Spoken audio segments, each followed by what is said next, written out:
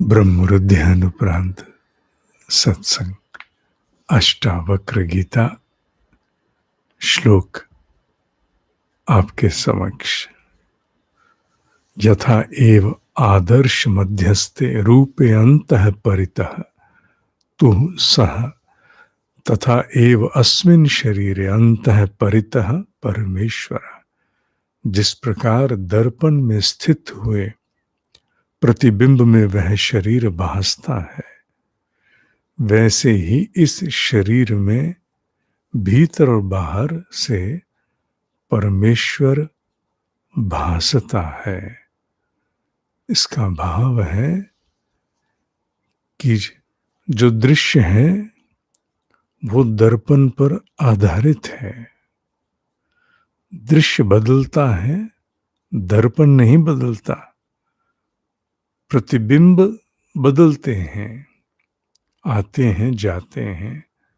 दर्पण के सामने तुम हट गए, कोई और आ गया, वो प्रतिबिंब है। प्रतिबिंब से दर्पण प्रभावित नहीं होता। वो एक प्रकार से सभी प्रतिबिंब में व्याप जाता है। उसी प्रकार परमेश्वर इस शरीर में और इससे बाहर व्यापा हुआ है। वो इससे प्रभावित नहीं होता। अर्थात जगत रूपी रचना रचनाकार की कृति है, पर वह कृति से स्वयं प्रभावित नहीं होता। वो इसके भीतर बाहर सभी स्थानों पर है। तो दर्पण का उदाहरण देते हुए उस परमेश्वर की व्याप्ति को यहां व्यक्त किया है। आज 2 श्लोक। अगला, एकम सर्वगतम व्योम बहिः अंतः यथा घटे नित्यम निरंतरम ब्रह्म सर्वभूत गणे। तथा जैसे सर्वगत एक आकाश बाहर भीतर घट में, घट माने घड़ा, स्थित है, वैसे ही नित्य निरंतर ब्रह्म सभी भूतों के शरीर में स्थित है।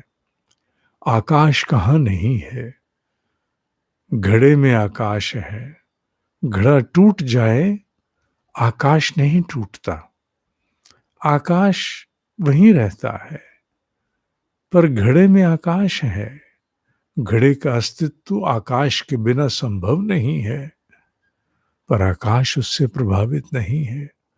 उसी प्रकार नित्य निरंतर ब्रह्म सभी भूतों में, सभी जीवों में स्थित है। इन जीवों के आने जाने से वो नित्य निरंतर कभी प्रभावित नहीं होता। इसलिए अष्टावक्र ब्रह्म ऋषि विकसित आध्यात्मिक साधक जनक को बता रहे कि जो नित्य और निरंतर सत्य है वो परमात्मा है, आत्मा है, तेरे चारों ओर व्यापा हुआ है। तू उससे है पर वो तुझसे प्रभावित नहीं होता। उसी की सृष्टि का ही प्रतीक महाप्राण सूर्य है। महाप्राण सूर्य वो आधार है जिससे जगत की रचना आरंभ हुई। वो ब्रह्म तेज है जिसका हम वर्तमान में ध्यान कर रहे हैं, जिसे गायत्री में तत् कहते हैं।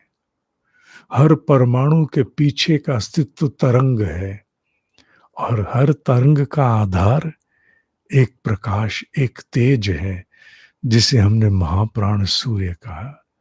जब हम महाप्राण सूर्य का ध्यान में भाव करते हैं तो हम जगत की रचना के आधार का ध्यान कर रहे हैं। माध्यम भले ही प्रकाश हो, पर मूल मर्म क्या है?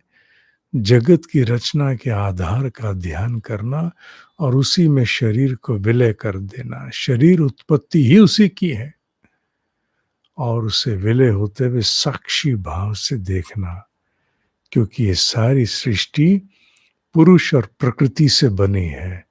पुरुष साक्षी है, चैतन्य है। प्रकृति महाप्राण सूर्य है। ये सूर्य में ही शरीर विलय होता, प्रकृति में प्रकृति विलय हो गई। देख कौन रहा? साक्षी, साक्षी, साक्षी। शेष कौन? साक्षी, साक्षी, साक्षी। आजकल यही ध्यान ब्रह्म मुहूर्त में चल रहा है।